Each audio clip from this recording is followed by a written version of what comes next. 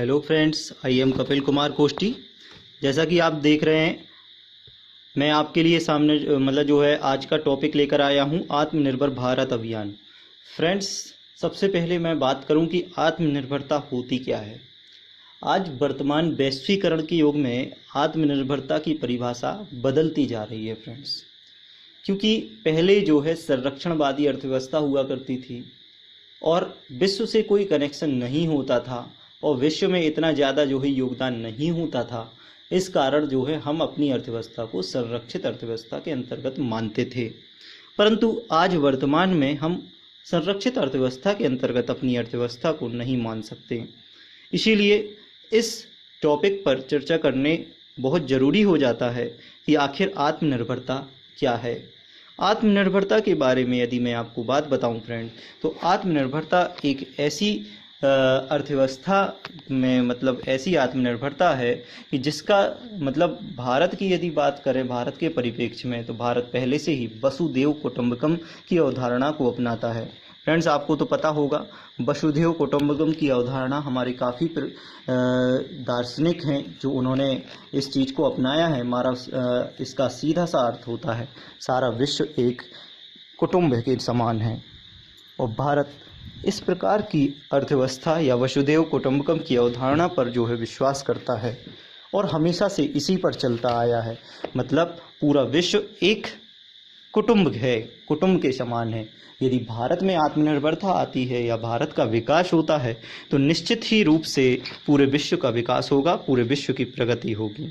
और इसी क्रम में देखते हुए जो वर्तमान में कोरोना महामारी या कोविड-19 जो महामारी फैली हुई है, इसके चलते भारत में एक बहुत बड़ा बदलाव या भारत की अर्थव्यवस्था में बहुत बड़ा बदलाव देखने को मिला है फ्रेंड्स।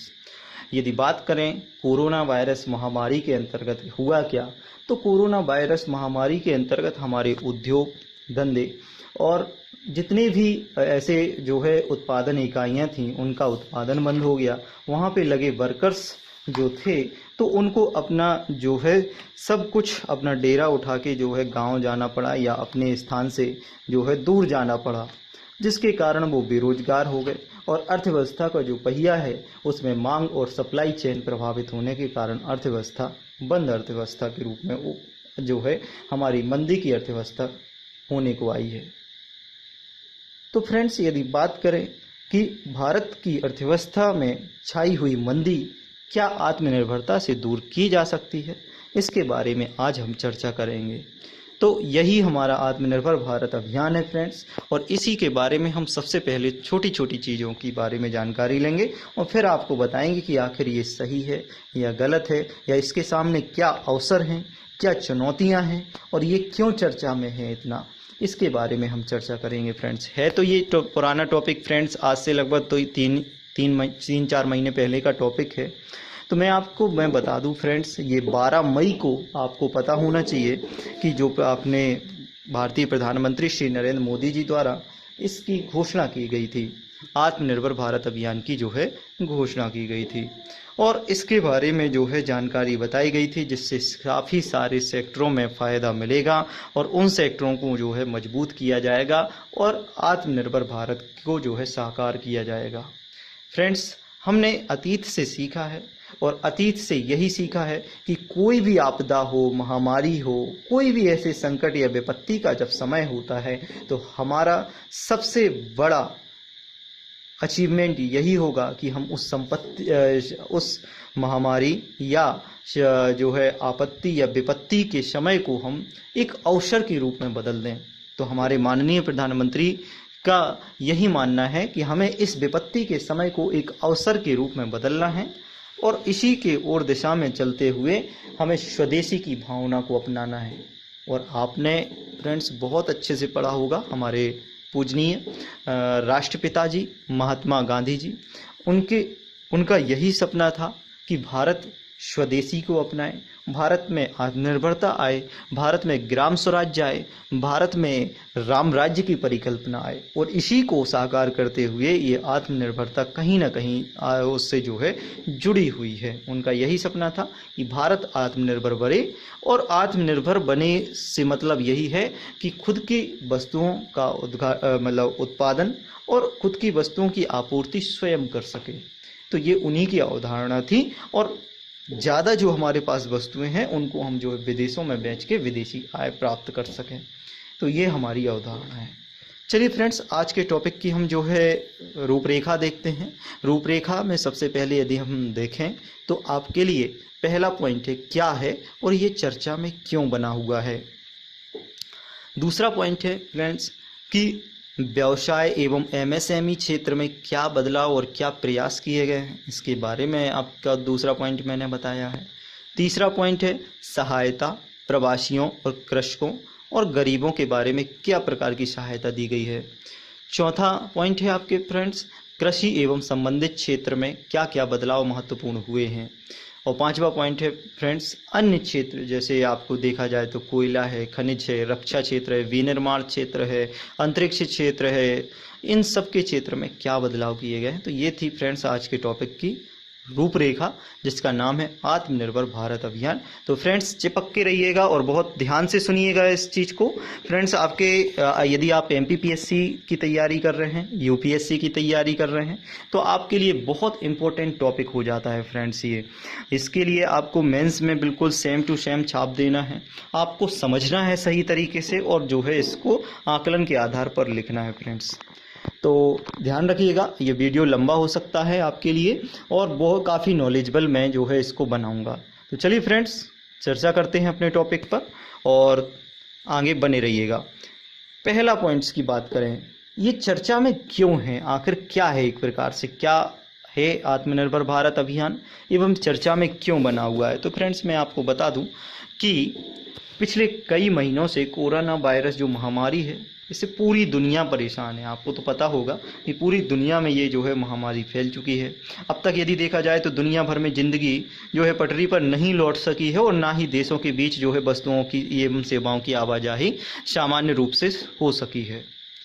तकरीबन यदि देखा जाए तो सभी देश घरेलू आर्थिक मोर्चे पर बेरोजगारी, मांग में कमी, ट्रेड साइकिल के डिस्टर्ब होना, ग्रोथ रेट के नीचे जाना, पीपीई किट जो होती हैं उनका उन जैसी वस्तुओं जैसी जरूरी वस्तुओं में कमी जैसे संकट का सामना कर रही है पूरी दुनिया।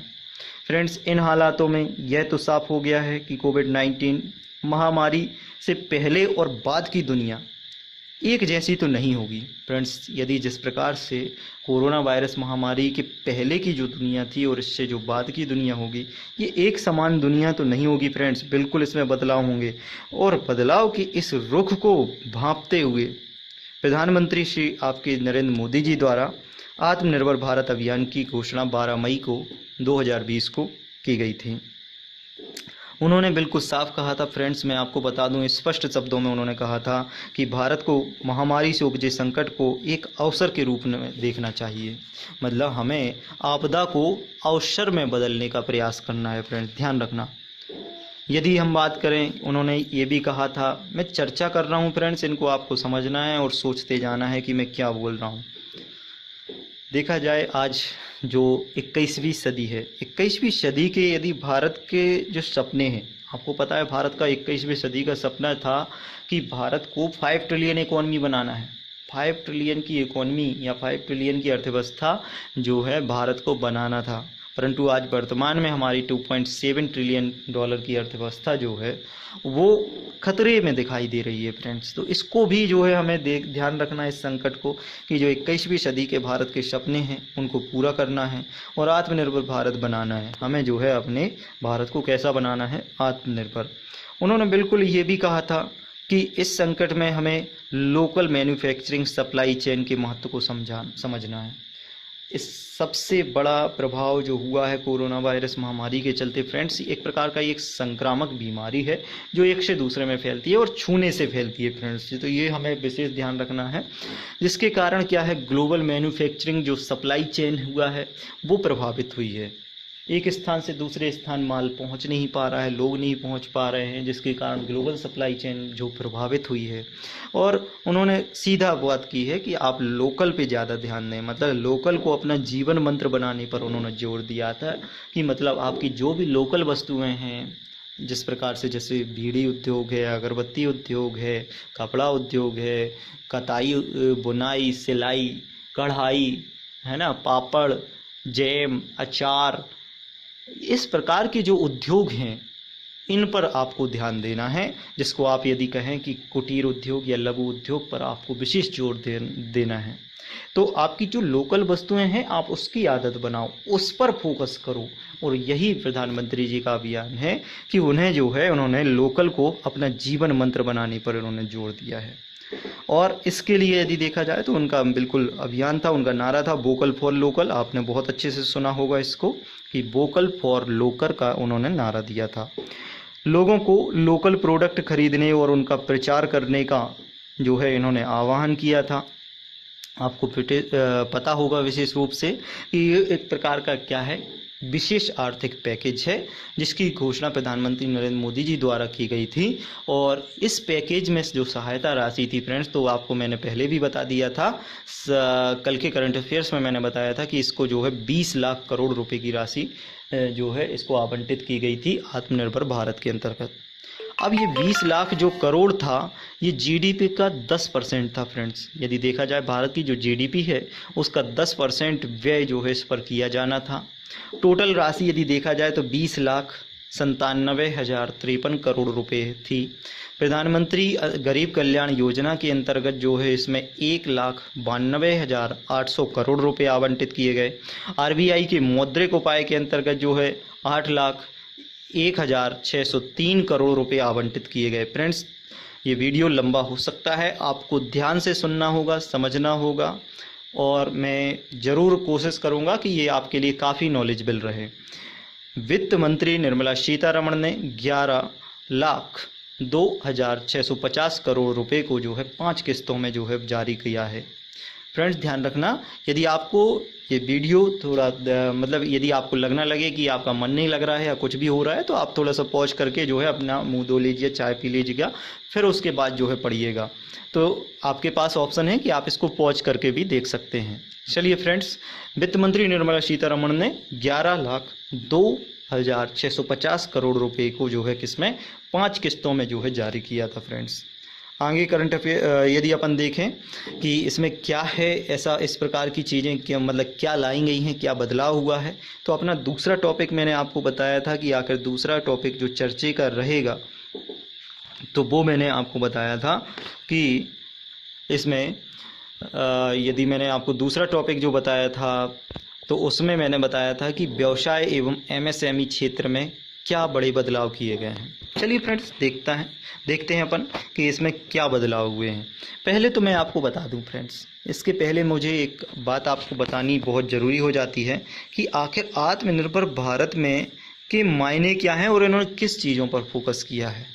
तो इनके जो फोकस है, आत्मनिर्भर भारत का जो मेनली फोकस है, 4L कॉन्सेप्ट अपनाया है। फिर से मैं रिपीट कर रहा हूँ, इसको नोट कर लीजिएगा।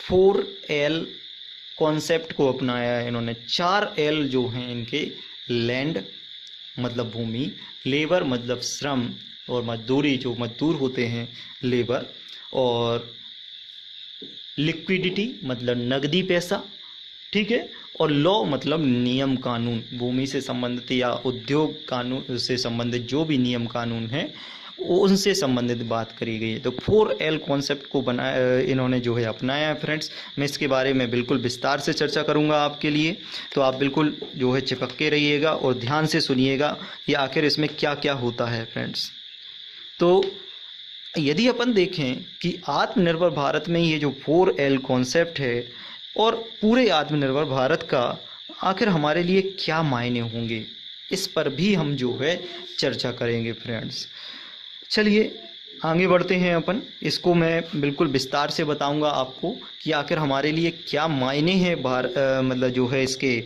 आत्मनिर्भर भारत के। तो आप ध्यान से सुनना फ्रेंड्स कि यदि आप देख रहे हैं वैश्वीकरण का युग है, ग्लोबलाइजेशन का युग है, आपको पता होगा भारत में आत्मनिर्भरता के लिए इससे पहले भी बहुत से प्रयास किए गए हैं। आपको याद होगा, मैंने आपको शायद बताया भी था, जिस प्रकार से भूदान आंदोलन जो आचार्य विनोबा भावे जी द्वारा जो है किया गया था, यदि अपन देखें तो हरित क्रांति, श्वेत क्रांति और इस प्रकार से जुड़े भूमि या लैंड लेवर से जुड़े हुए बहुत से कानून और नियम ऐसे बनाए गए थे जो आपके लिए आत्मनिर्भरता के लिए विशेष मील का पत्थर साबित हुए हैं और इन्होंने काफ़ी अच्छा काम किया था। लेकिन आज फिर से हमको जो है आत्मनिर्भरता की क्यों ज़रूरत आन पड़ी, तो उसका सबसे बड़ा कारण है ग्लोबलाइजेशन, वैश्वीकरण। आज हम अकेले नहीं हैं, पूरा विश्व अपने साथ है। पूरे विश्व में यदि कहीं पे कुछ भी प्रभाव पड़ता है तो हमारे लिए भी प्रभाव पड़ता है। यदि आज अमेरिका के शेयर बाजार में कहीं भी कोई दिक्कत आती है या वो गिरता है या उठता है, वहाँ पे मंदी या जो है वहाँ पे बढ़ोतरी देखी जाती है, तो आज भारत की अर्थव्यवस्था में भी मंदी और बढ़ोतरी का जो है बिल्कुल स्पष्ट रूप से प्रभाव दिखाई देगा। तो इस प्रकार का यही वैश्वीकरण का जो है योग है और यही वैश्वीकरण का प्रभाव है। तो आप बिल्कुल इसको मानकर चलिएगा फ्रेंड्स कि वैश्वीकरण का युग जो है, इससे देश जो है आपस में जुड़े हुए हैं और ऐसे में आत्मनिर्भरता की परिभाषा भी जो है क्या होती है, बदल जाती है।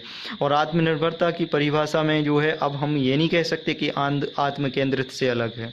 ध्यान रखना, आत्मनिर्भरता जो है अब आत्म केंद्रित से बिल्कुल अलग है। भारत वसुधैव कुटुंबकम की अवधारणा को अपनाता है, मैंने पहले ही आपको बता चुका हूँ। और इस संकल्पना को आपको विशेष याद रखना है कि भारत दुनिया का ही हिस्सा है और यदि भारत में कोई चीज़ प्रगति होगी या भारत की प्रगति होगी, भारत का विकास होगा, तो पूरे विश्व का जो है विकास होगा। आत्मनिर्भर भारत में यदि देखा जाए तो फ्रेंड्स मैं आपको बता दूं, वैश्वीकरण का हम बहिष्कार नहीं कर रहे हैं, हम वैश्वीकरण का, वरना आप सोचो कि हम आत्मनिर्भर तो बना रहे हैं परंतु वैश्वीकरण का बहिष्कार कर रहे हैं। ये बिल्कुल मान के ना चलिएगा फ्रेंड्स, हम वैश्वीकरण को अपना भी रहे हैं, स्वीकार भी रहे हैं, परंतु हमारे लिए आत्मनिर्भर भारत का मतलब दुनिया से जुड़े रहते हुए आर्थिक विकास के साथ लोगों के जीवन की गुणवत्ता में बेहतर करना है। ध्यान रखना, फिर से मैं बता दे रहा हूँ, ये 3 नंबर में परिभाषा में पूछा जा सकता है कि नए आत्मनिर्भरता की मतलब या उसका परिभाषा क्या है। हमारे लिए आत्मनिर्भरता का या आत्मनिर्भर भारत का मतलब क्या है, दुनिया से जुड़े रहते हुए आर्थिक विकास के साथ लोगों के जीवन की गुणवत्ता को बेहतर करना है। मतलब हमें क्या है, दुनिया से जुड़े रहना हुआ है और जुड़े रहते हुए आर्थिक विकास तो करना ही है, तो आर्थिक विकास के साथ साथ लोगों के जीवन की जो गुणवत्ता है, स्टैंडर्ड ऑफ लिविंग है जो, उसको जो है आपको सुधारना है। तो यही जो है आत्मनिर्भर भारत का जो है हमारी परिभाषा है नई। इसका उद्देश्य क्या होगा तो वो भी मैं बता दे रहा हूँ फ्रेंड्स, सीधा सा सिंपल सा उद्देश्य कि भारत के लिए इसका मतलब सिर्फ ऐसा नहीं है कि कोविड-19 महामारी को ही हमें जो है उससे लड़ना है, हमें बल्कि भविष्य के भारत का पुनर्निर्माण भी करना है, क्योंकि इसके बाद दुनिया जो है कैसी बदलने वाली है।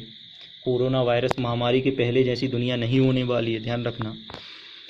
अच्छा, इसके बाद यदि अपन देखें तो आखिर होगा क्या इससे, सीधी सी बात होगा यही कि हम जो है अपनी कम से कम अपनी ज़रूरतों को तो पूरा स्वयं कर सकें, हमें किसी विशेष दूसरे पर या विदेश पर हमें निर्भर ना रहना पड़े।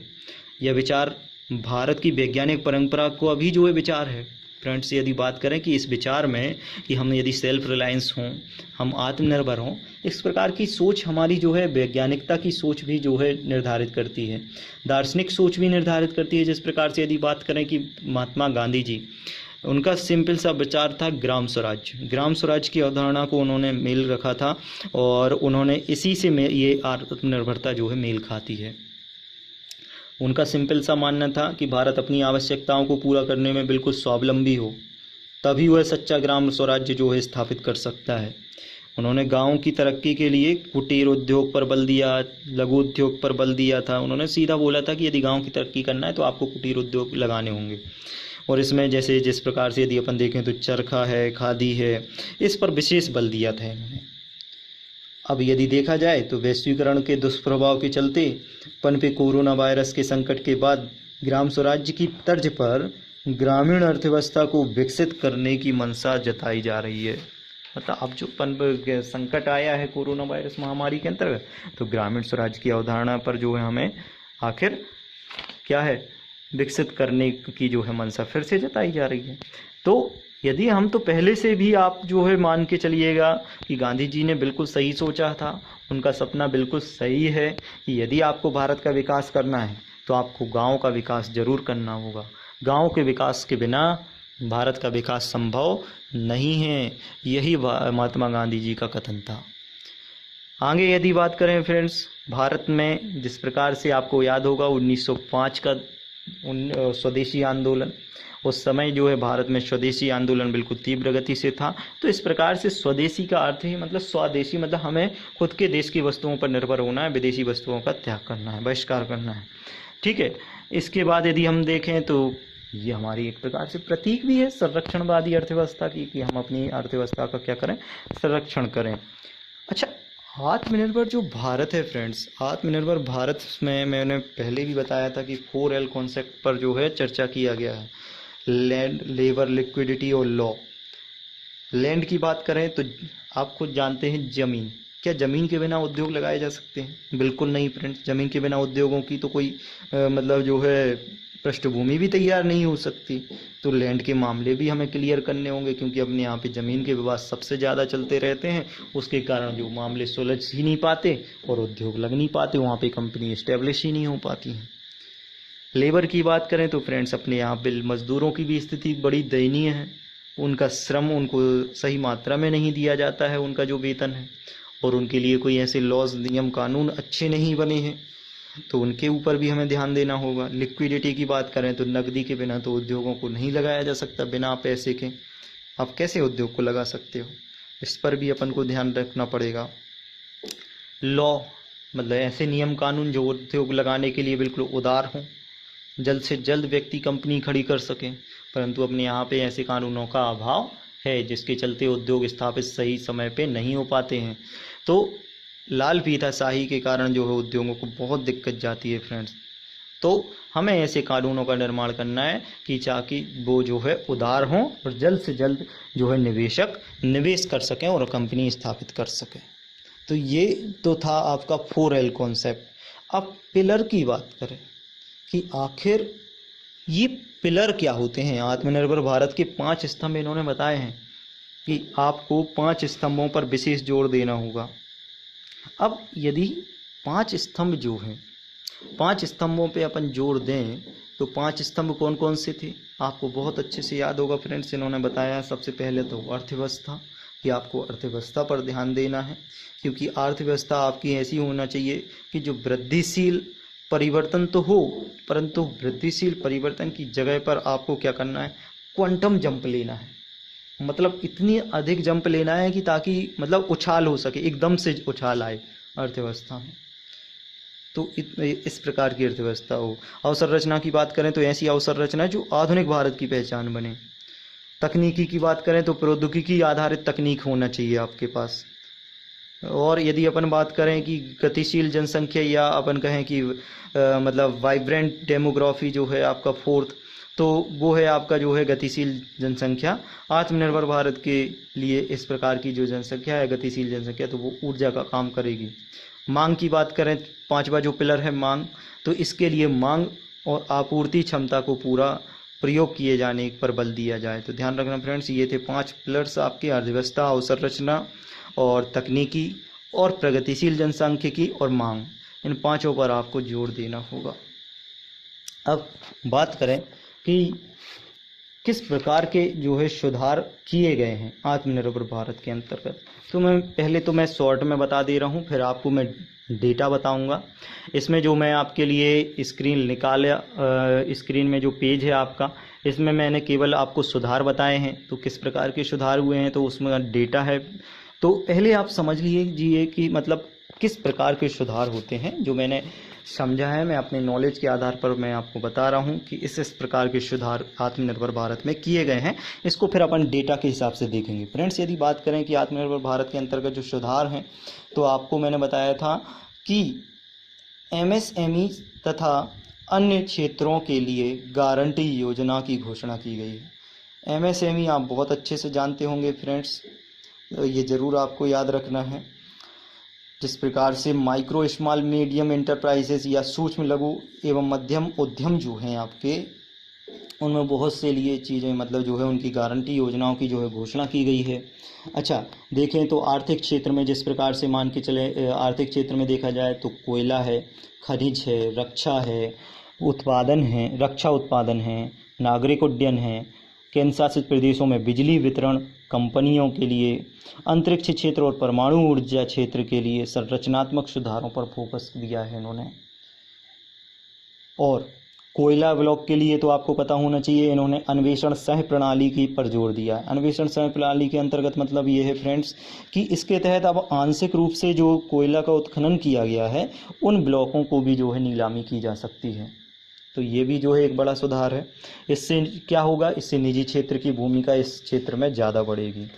चलिए फ्रेंड्स, यदि अपन देखें कि रक्षा उत्पादन के बारे में बात करें तो रक्षा उत्पादन में बढ़ावा देने के लिए इन्होंने आत्मनिर्भर मतलब जो है आत्मनिर्भरता बनाने के लिए मेक इन इंडिया पर पहल दिया है, मेक इन इंडिया पर जोर दिया है फ्रेंड्स, ध्यान रखना। रक्षा निर्माण क्षेत्र में यदि देखा तो इन्होंने ऑटोमेटेशन के लिए भी जो है बल दिया है। ऑटोमेटिक रूट के लिए जो है एफडीआई निवेश की सीमा 49% से बढ़ाकर 74% बढ़ा दी इन्होंने। मतलब यदि ऑटोमेटिक जो रूट है उसके लिए 49% से बढ़ाकर आप 74% तक ले सकते हो रक्षा विनिर्माण क्षेत्र में। इसका एक निगमीकरण किया जाएगा ताकि जो है निजी क्षेत्र की भूमिका को बढ़ावा दिया जा सके, इसमें निगम बनाया जाएगा। सामाजिक अवसंरचना क्षेत्र में देखें तो सामाजिक अवसंरचना जो क्षेत्र है उसमें निजी निवेश को भी बढ़ाने के लिए इन्होंने बल दिया है। इसमें इन्होंने वायबिलिटी गैप फंडिंग यदि देखा जाए या बीजीएफ स्कीम की शुरुआत की है इन्होंने। इसके अंतर्गत देखा जाए तो परियोजना लागत कुल 30% तक राशि का अनुदान जो है सरकार देगी आपको। मतलब जो परियोजना स्टार्ट की है इसके अंतर्गत यदि आप कोई जो है लागत लग रही है परियोजना स्टार्ट करने में तो 30% तक जो राशि है वो सरकार अनुदान के रूप में देगी आपको। ये भी बहुत बड़ा सुधार है। निजी क्षेत्र को दूसरों की मतलब निजी क्षेत्र को इन्होंने अंतरिक्ष क्षेत्र से जोड़ा है। मतलब अंतरिक्ष क्षेत्र में यदि कोई अच्छी प्रगति कर रहा है तो उसमें निजी क्षेत्र की भी भूमिका बढ़े ताकि निजी क्षेत्र मोटिवेट हो सके। तो निजी क्षेत्र की भूमिका जो है इसरो की सुविधाओं और अन्य प्रासंगिक संपत्तियों का इस्तेमाल करने की अनुमति होगी। निजी कंपनियों को सभी क्षेत्र में अनुमति दे दी गई है फ्रेंड्स। मतलब एक प्रकार से निजीकरण की ओर बढ़ावा है हमारा ही। निजी क्षेत्र की कंपनियों को विदेशी शेयर बाजारों में भी लिस्टेड कराने के लिए नियमों में ढील दी गई है फ्रेंड्स। ये बहुत बड़े सुधार हैं। किसानों की बारे में बात करें तो किसानों को अपनी उपज का सही मूल्य मिल सके तो इसके लिए आवश्यक वस्तु अधिनियम में बदलाव हुआ है। इसके अलावा यदि अपन देखें तो कृषि उत्पाद जिस प्रकार से जैसे अनाज हैं, दालें हैं, तिलहन हैं, टमाटर या टॉप की बात करें तो टमाटर, प्याज, आलू, इसको टॉप कहते हैं फ्रेंड्स, TOP अर्थात टोमेटोज, ऑनियन मतलब प्याज और पोटैटो मतलब आलू। इनको जो है इनके जो बाज़ार हैं इनके बाज़ार दामों पर सरकार जो है कोई हस्तक्षेप नहीं करेगी। इनको हस्तक्षेप और विनियमनों से जो है मुक्त करके रखा गया है फ्रेंड्स। तो ये तो हुई जो है चर्चा कि आखिर जो है मतलब इनका क्या होगा और किन किन क्षेत्रों पर ज़्यादा बल दिया गया है फ्रेंड्स। और यदि देखें तो राष्ट्रीय आपदा और भुखमरी जैसी समस्या जब होगी तो उस समय भंडारण की सीमा जो है रहेगी। मतलब हुआ क्या था कि इन्होंने संशोधन किया था और संशोधन के तहत ये किया था कि यदि जो वस्तुओं हैं उसका खाद्य प्रसंस्करण और उनकी मूल्य श्रृंखला की भागीदारी पर जो है भंडारण की सीमा को जो है लागू नहीं होगी। मतलब आप भंडारण कर सकते हो, ये इन्होंने किया था। लेकिन परंतु जब आपदा और महामारी होगी तब जो है इनको क्या करना पड़ेगा, भंडारण की सीमा जो है रहेगी। तो इस प्रकार के क्षेत्रों में इन्होंने काम किया है। तो मैंने फिर से आपको मैं बता दूं कि जो इन्होंने बहुत बड़े बदलाव किए थे तो मैंने आपको फिर से बताया, मतलब बता दिया है स्पष्ट रूप से। MSME क्षेत्र में इन्होंने बदलाव किया है, ठीक है।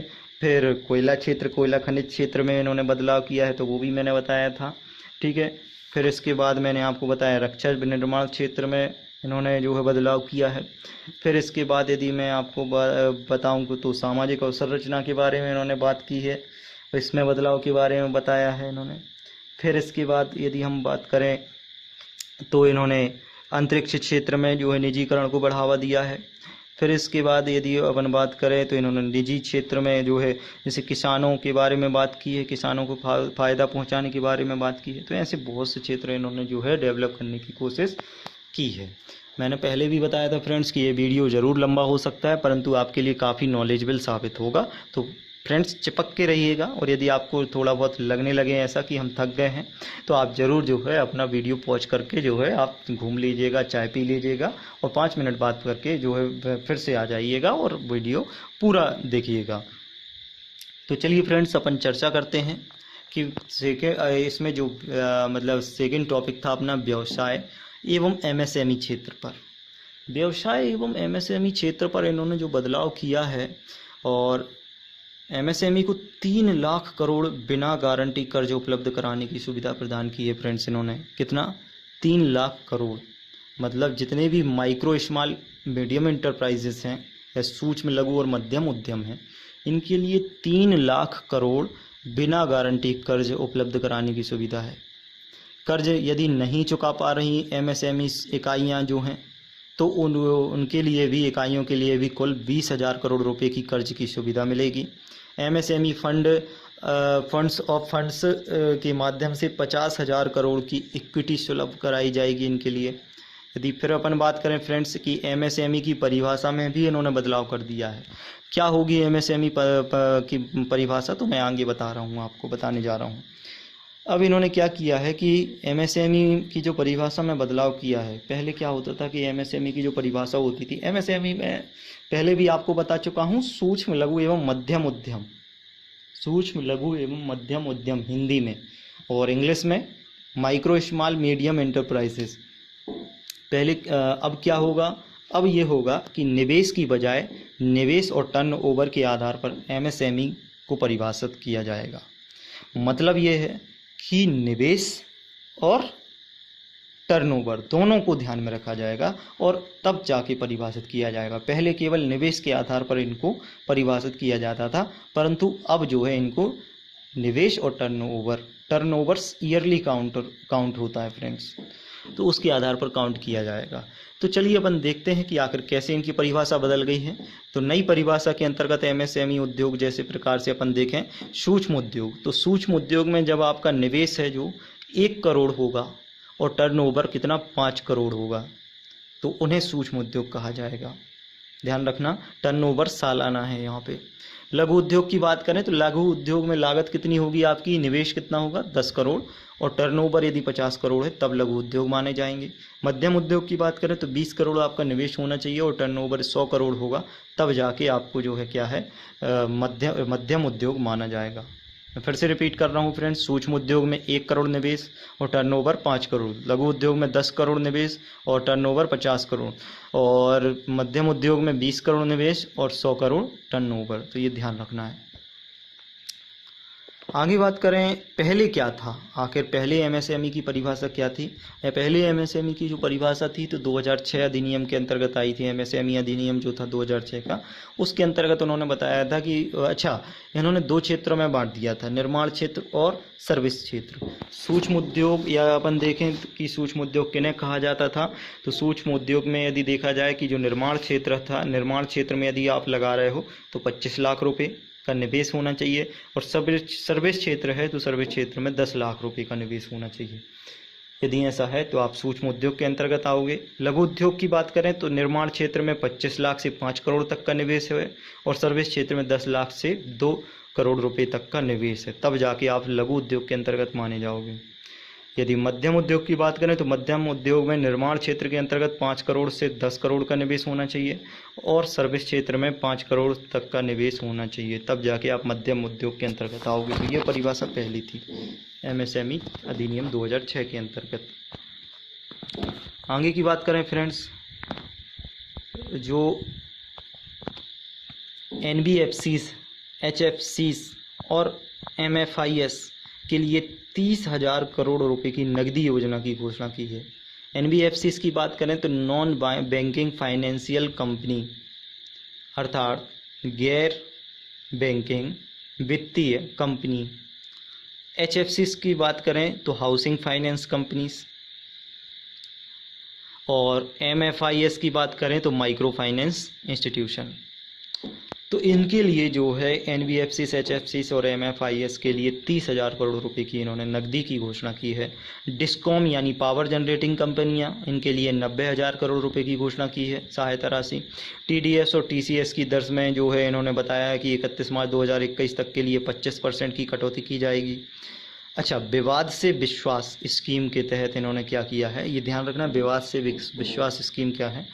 विवाद से विश्वास स्कीम के तहत जिन कंपनियों के टैक्स विवाद काफ़ी हैं वह 31 दिसंबर 2020 तक बिना किसी ब्याज के टैक्स दे सकते हैं।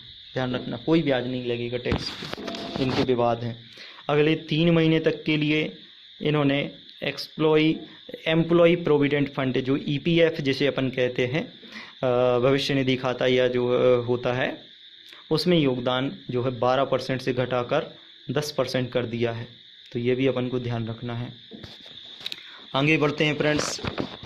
अपना जो है इसमें किस्त, जो दूसरे नंबर की जो किस्त है, प्रवासियों, किसानों और गरीबों की सहायता के लिए। पहला पॉइंट है इसमें फ्रेंड्स कि किसानों के लिए नाबार्ड के जरिए, जो नाबार्ड बैंक है, national agriculture rural banking for rural development, उसके तहत जो है 30,000 करोड़ रुपए के additional emergency working capital fund की घोषणा की गई है। किसानों को 2 लाख करोड़ किसान क्रेडिट स्पेशल ड्राइव के जरिए कंसेलेशन क्रेडिट मिलेगा। One nation one ration card योजना का विस्तार करते हुए नेशनल पोर्टेबिलिटी की घोषणा की गई है। ठीक है, one nation one ration card आपको तो पता ही होगा कि अब एक ही राशन कार्ड पूरे देश में चलेगा। उसके आधार पर जो है आपको PDS के माध्यम से जो भी अनाज मिलता है उसकी व्यवस्था की जाएगी। इस प्रकार से प्रधानमंत्री गरीब कल्याण योजना के अंतर्गत आपको तय हुआ था कि 5 किलो अनाज या चावल, मतलब गेहूँ या चावल जो भी हो वो मिलेगा। और अब तो 1 किलो मतलब चने भी जो है प्रदान करने की योजना के, मतलब उसी योजना के अंतर्गत रखा गया है और उसको दिसंबर तक बढ़ा दिया गया है। मैं आगे प्रधानमंत्री गरीब कल्याण योजना के बारे में भी आपको वीडियो बनाऊंगा, तो उसके बारे में सब कुछ बता दूंगा फ्रेंड्स। चलिए आगे बढ़ते हैं। जो प्रवासी कामगार हैं उनके लिए जो है 5 किलो चावल या गेहूं या 1 किलो चने 2 महीने के लिए प्रोवाइड किए जाएंगे, परंतु इनको मैंने बताया कि बाद तक बढ़ा दिया गया है, लगभग दिसंबर तक। स्ट्रीट वेंडर्स के लिए 5,000 करोड़ रुपए की ऋण राशि सुविधा मिलेगी और 50,000 करोड़ रुपए से कम शिशु मुद्रा ऋण लेने वालों में शीघ्र भुगतान करने वाले लोगों को 12 महीने की अवधि के लिए ब्याज में 2% की छूट है। तो इस प्रकार के प्रावधान किए गए हैं। आगे बढ़ते हैं फ्रेंड्स। तीसरी किस्त जो है इनमें कृषि से संबंधित क्षेत्र है। आवश्यक वस्तु अधिनियम जो है उसमें भी संशोधन किया गया और उसके अंतर्गत मैंने बताया था कि अनाज हैं, खाद्य तेल है, तिलहन है, दालें हैं, प्याज है, आलू सहित कृषि खाद्य सामग्री में किया जाएगा नियंत्रण मुक्त, मतलब इनको नियंत्रण मुक्त कर दिया जाएगा। मतलब इसमें कोई सरकार जो है आपसे हस्तक्षेप नहीं करेगी, बाजार के अंतर्गत इनको छोड़ दिया जाएगा। बाजार में जो प्राइस होगा उससे जो मुनाफा होगा उसके आधार पर जो है सरकार किसानों को फ़ायदा मिल सकेगा और किसानों की आय दोगुनी होगी। माइक्रो फूड एंटरप्राइजेस या MEF के औपचारीकरण के बारे में बात करें तो 10,000 मतलब यदि अपन बात करें 10,000 करोड़ रुपए की सहायता जो है इनको दी जाएगी और इनके साथ जो है vocal for local with global योजना शुरू की गई है। ध्यान रखना फ्रेंड्स, कौन सी योजना? वोकल फॉर लोकल योजना विथ ग्लोबल योजना जो है लॉन्च की गई है। Top to total friends, top to total operation green की इसका विस्तार जो है इन्होंने किया है। तो टमाटर, मैंने पहले भी बता चुका हूँ कि टॉप का अर्थ क्या होता है, टोमेटोज, O फॉर ऑनियन और P फॉर पोटैटो, मतलब टमाटर, प्याज, आलू। इसके अलावा बाकी सभी फल और सब्जियों के लिए 500 करोड़ आवंटित किए गए हैं। अगले 2 सालों में हर्बल खेती के लिए 10 लाख हेक्टेयर करने का लक्ष्य, इसके लिए 4,000 करोड़ रुपए आवंटित किए गए हैं। एग्री इंफ्रास्ट्रक्चर फंड डेवलपमेंट के लिए 21 लाख करोड़ रुपए की जो है आवंटित किए गए हैं। तो ये ध्यान रखना है आपको। आगे बढ़ते हैं फ्रेंड्स। 15,000 करोड़ रुपए जो हैं एनिमल हस्बेंड्री इंफ्रास्ट्रक्चर डेवलपमेंट की घोषणा की गई है। पशुधन, भैंस, भेड़, बकरी और सूअर बढ़ाने के लिए, इनकी जनसंख्या बढ़ाने के उद्देश्य से 100% टीकाकरण के लिए 343 करोड़ रुपए के राष्ट्रीय पशु रोग नियंत्रण कार्यक्रम की शुरुआत की गई है। ये ध्यान रखना फ्रेंड्स, पशु रोग नियंत्रण कार्यक्रम है, इसमें कितना खर्च किया जाना है, 13,343 करोड़ रुपए। डेयरी को, जो डेयरी उद्योग है, डेयरी को कोऑपरेटिव को वित्त वर्ष 2020-21 में ब्याज दर पर सालाना 2% राहत देने का फैसला लिया गया है। समुद्री और अंतर्देशीय मत्स्य जल कृषि के विकास के लिए प्रधानमंत्री मत्स्य संपदा योजना चालू की गई है, जिसके अंतर्गत 20,000 करोड़ रुपए आवंटित किए गए हैं। तो ये कृषि के विविधीकरण को बढ़ावा दिया जा रहा है इस प्रकार से, जैसे प्रकार से पशुधन है, डेयरी है और प्रधानमंत्री मत्स्य या मछली पालन है। तो इस प्रकार से जो एनिमल हस्बेंड्री है, एनिमल हस्बेंड्री के लिए मैं बता चुका हूँ 15,000 करोड़, पशुधन कार्यक्रम के लिए, टीकाकरण कार्यक्रम के लिए 13,343 करोड़, डेयरी के लिए 2% राहत छूट दे जाएगी 2020-21 के लिए, और समुद्री मत्स्य संपदा योजना या अपन को मत्स्य संपदा योजना के अंतर्गत जो है 20,000 करोड़ रुपए आवंटित किए गए हैं। चौथी किस्त की बात करें अपन फ्रेंड्स, तो चौथी किस्त में यही है, चौथी किस्त में ये चीज़ें शामिल की गई हैं जैसे कि मैं पहले भी बता चुका हूँ, कोयला है, रक्षा विनिर्माण क्षेत्र है, विमानन है, अंतरिक्ष है, बिजली वितरण। तो इनके बारे में भी सुन लीजिए फ्रेंड्स। कोल सेक्टर में सरकार का एकाधिकार खत्म करने के साथ 50 नए ब्लॉक की घोषणा की गई है कि 50 नए ब्लॉक खोले जाएंगे। डिफेंस सेक्टर में ऑटोमेटिक रूट में FDI की सीमा को मौजूदा 49% से बढ़ाकर 74% कर दी गई है, मैं पहले भी बता चुका हूँ। सोशल इंफ्रास्ट्रक्चर के लिए 8100 करोड़ की, मतलब यदि देखा जाए 8,100 करोड़ की घोषणा प्राइवेट सेक्टर इन्वेस्टमेंट पर जोर दिया गया है। सिविल उड़ानों के लिए अधिक हवाई क्षेत्र खोलने के लिए जो है इन्होंने 6 एयरपोर्ट की नीलामी की है। भारत को एयरक्राफ्ट कैरियर में मेंटेनेंस, रिपेयर एवं ओवरहॉल MRO का हब बनाया जाएगा। स्पेस इक्विटी में प्राइवेट सेक्टर को मौका, प्राइवेट कंपनीज भी कर सकेंगी इसरो की सुविधा, मैं पहले भी बता चुका हूँ। किस्त 5 की बात करें तो सरकारी सुधार और सहायक उपाय बताए हैं इन्होंने। मनरेगा के तहत जैसे 40,000 करोड़ रुपए अतिरिक्त आवंटित किए गए हैं। राज्यों की GDP पर राज्यों की ऋण लेने की सीमा को 3% से बढ़ाकर 5% कर दिया गया है। नई नीति के तहत निजी कंपनियों को सभी क्षेत्रों में मिली अनुमति, सार्वजनिक कंपनियां केवल रणनीतिक क्षेत्र तक सीमित रहेंगी। ध्यान रखना, सार्वजनिक जो कंपनियां हैं वो केवल रणनीतिक तक क्षेत्र तक जो है सीमित रहेंगी, बाकी जो है सब निजी क्षेत्र को सौंप दिया है। अगले 1 वर्ष के लिए दिवालियापन से जुड़ी कोई भी कार्यवाही नहीं होगी फ्रेंड्स, ध्यान रखना। Multi mode access digital online के जरिए पढ़ाई के लिए PM ई-विद्या योजना की शुरुआत की गई। एजुकेशनल चैनल, कम्युनिटी रेडियो और कोर्सेस भी शुरू किए जाएंगे, तो ये बहुत अच्छी पहल है।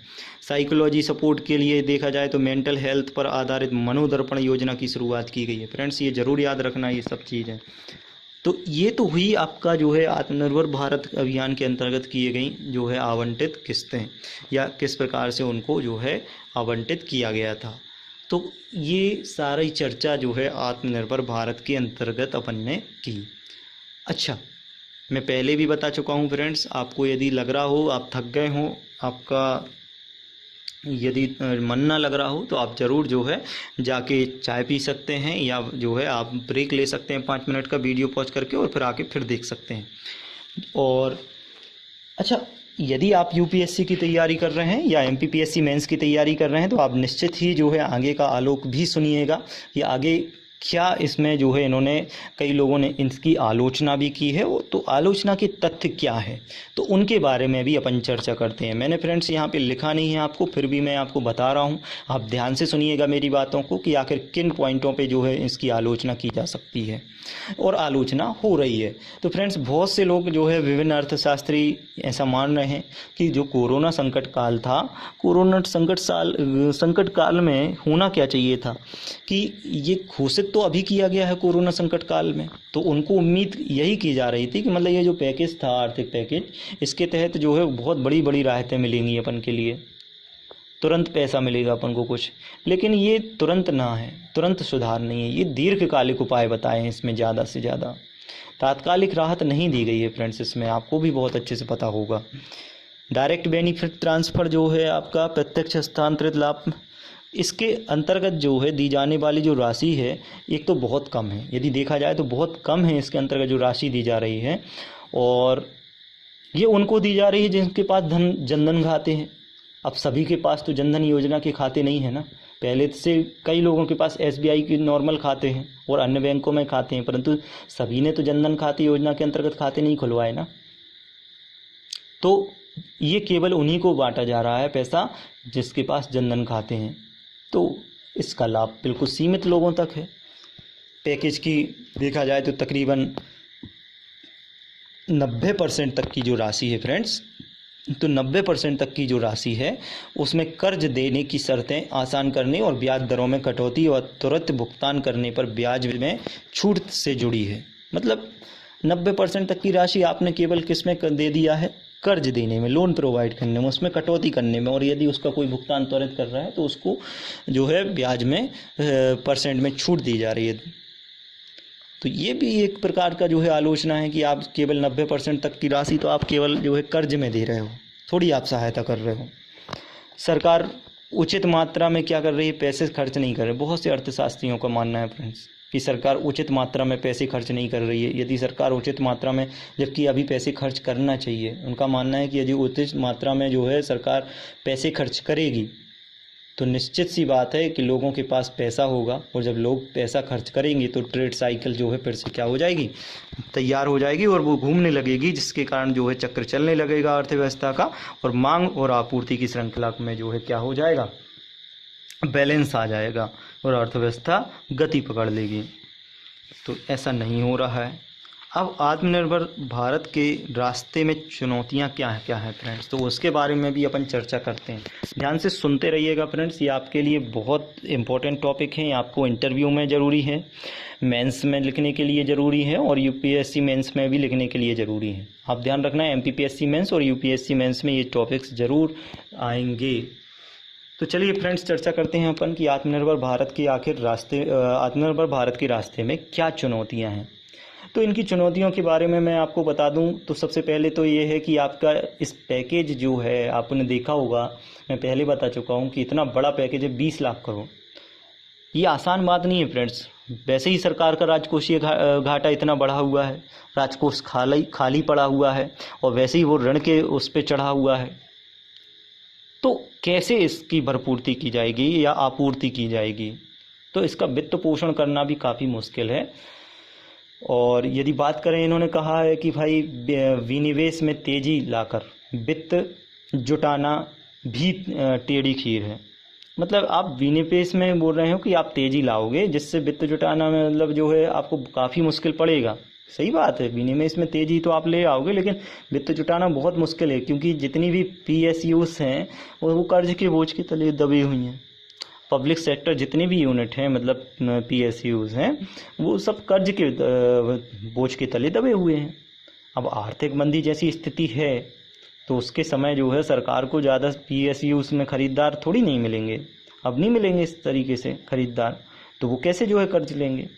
और प्रतिस्पर्धा के अभाव में निजीकरण से अपेक्षित धन भी नहीं मिलेगा आपको, क्योंकि प्रतिस्पर्धा का क्या है, अभाव है। तो निजीकरण में कोई धन लगाना नहीं चाहेगा। अभी तो विदेशी संस्थाओं से भी ऋण नहीं मिल पाएगा, क्योंकि ऑलरेडी आप वहाँ से ऋण ले चुके हो। आत्मनिर्भरता वाली बात भी निभा पाना बहुत मुश्किल है। ये भी एक बहुत बड़ी चुनौती है यदि देखा जाए तो। खासतौर पर वैश्वीकरण के ऐसे दौर में आप कैसे अमेरिका के कैसे आत्मनिर्भरता ला सकते हो। आपने देखा होगा कि कहीं विश्व में भी कहीं पर कुछ भी प्रभाव पड़ता है तो यहाँ भारत पे स्पष्ट प्रभाव उसका देखा जाता है। देखा जाए फ्रेंड्स, स्थानीय उद्यमियों में निर्माताओं को सुरक्षा राशि देने से विश्व व्यापार संगठन के सदस्यों के साथ टकराव संभव है। आत्मनिर्भर भारत के 5 स्तंभों की हालत भी उतनी अच्छी नहीं है फ्रेंड्स। आपने देखा होगा आत्मनिर्भर भारत के मैंने 5 स्तंभ बताए हैं आपको।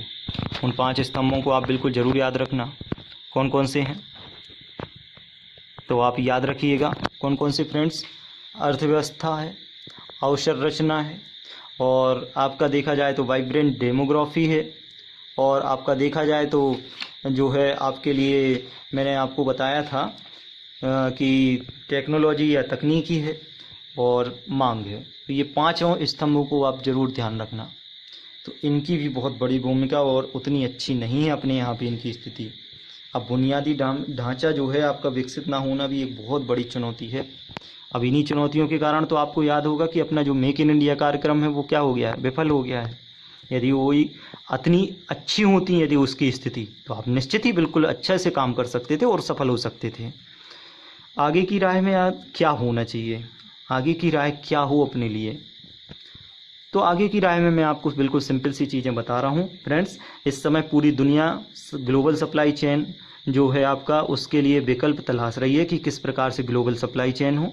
ऐसे में भारत को बुनियादी ढांचे पर ध्यान देना होगा तथा ग्लोबल सप्लाई चेन के सामने विकल्प के रूप में उभरने के साथ साथ आत्मनिर्भर भी बनना होगा। अब चीन स्थित विदेशी कंपनी को भारत में निवेश हेतु आकर्षित करने के लिए विश्व स्तर के बुनियादी ढांचे का निर्माण करना भी आवश्यक होगा आपको।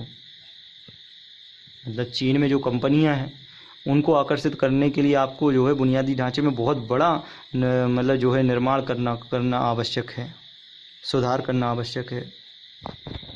ऐसी अर्थव्यवस्था को पुनर्जीवित करने के लिए सरकार को विनिर्माण क्षेत्र को बढ़ावा देना होगा ताकि बड़े पैमाने पर रोजगार का सृजन किया जा सके और देश की अवसंरचना को मजबूती प्रदान की जा सके। तो ध्यान रखना फ्रेंड्स, ये भी बहुत ज़रूरी है।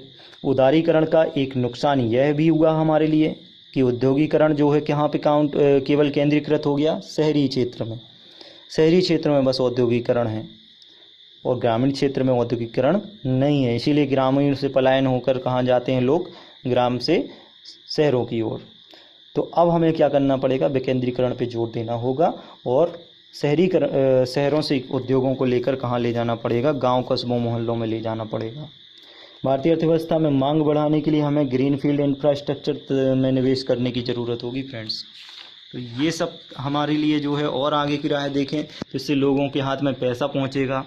आत्मनिर्भर भारत के लिए केवल आर्थिक सुधारों पर के बलबूते हम जो है आगे बढ़ना संभव नहीं है हमारे लिए, बल्कि सरकार को देश में समग्र सुधार को बढ़ावा भी देना होगा। मतलब सभी क्षेत्र में सुधार करना होगा, जैसे श्रम सुधार है, सिविल सेवा सुधार है, कौशल विकास सुधार है, शिक्षा सुधार है, आदि को बढ़ावा देने की ज़रूरत है।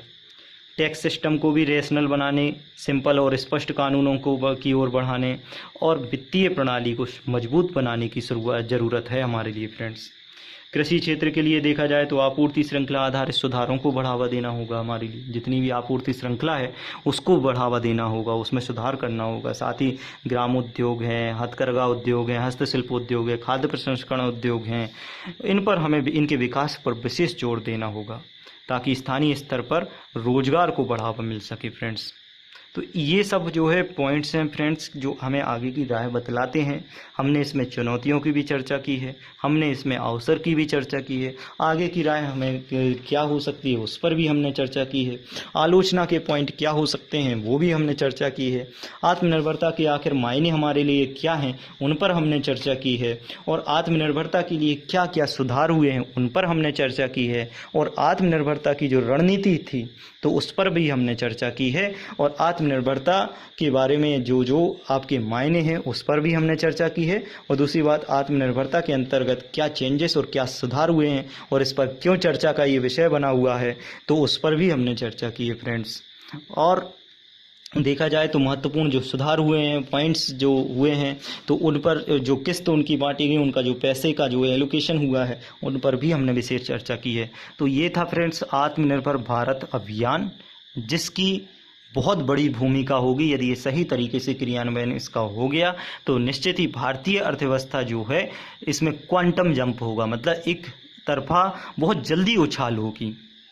और यदि मैं आशा करता हूं कि इस प्रकार का अभियान बहुत सफल रहे और सभी लोग ईमानदारी से कार्य करें, और ये अभियान की तरीके से यदि सही तरीके से क्रियान्वयन होगा तो निश्चित ही हम इस प्रकार की महामारी से उत्पन्न जो समस्या है भारतीय अर्थव्यवस्था या वैश्विक अर्थव्यवस्था में, तो निश्चित ही इस प्रकार की चीज़ से जो मतलब अभियान से, इस अभियान से हमें आत्मनिर्भरता प्राप्त होगी। हम ग्राम स्वराज्य को प्राप्त कर लेंगे, महात्मा गांधी के ग्राम स्वराज्य को जरूर साकार करेंगे और हम अपने ऊपर आत्मनिर्भर होंगे। हम किसी विदेश पर निर्भर नहीं रहेंगे किसी भी चीज़ के लिए। और यहाँ तक कि ये होगा कि हम स्टोर करके जो भी होगा हमारे पास इससे अतिरिक्त होगा हमारी आवश्यकता से, तो हम उनको बेच करके विदेशों में बेच करके विदेशी आय प्राप्त करेंगे और हमारी जीडीपी आगे बढ़ेगी और भारत का विकास होगा और सतत विकास की अवधारणा की ओर हम जो है अग्रसर होंगे। और निश्चित ही यदि ये क्रियान्वयन ठीक से हो गया तो निश्चित ही भारत 5 ट्रिलियन इकोनॉमी को अर्जित करने के लिए निश्चित ही कदम और बढ़ा देगा और निश्चित ही हम लोग उस लक्ष्य को हासिल कर पाएंगे।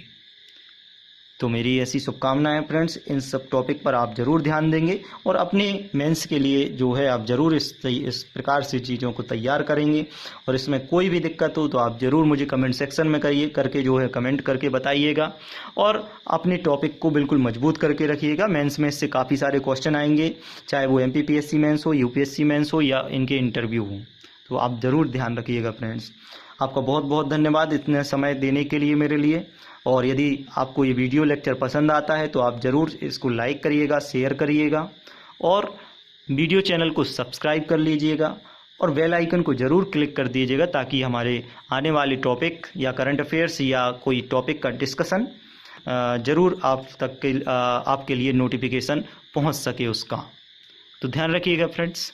आपका बहुत बहुत धन्यवाद और बने रहिएगा। मैं अगले आने वाले टॉपिक में आपके लिए प्रधानमंत्री गरीब कल्याण योजना के लिए जो है टॉपिक बनाने वाला हूं, उस पर चर्चा करने वाला हूं, तो उसके लिए भी जो है धैर्य बनाए रखिएगा, उसको भी ज़रूर देखिएगा और शेयर करिएगा। चलिए friends, thank you very much for discussion.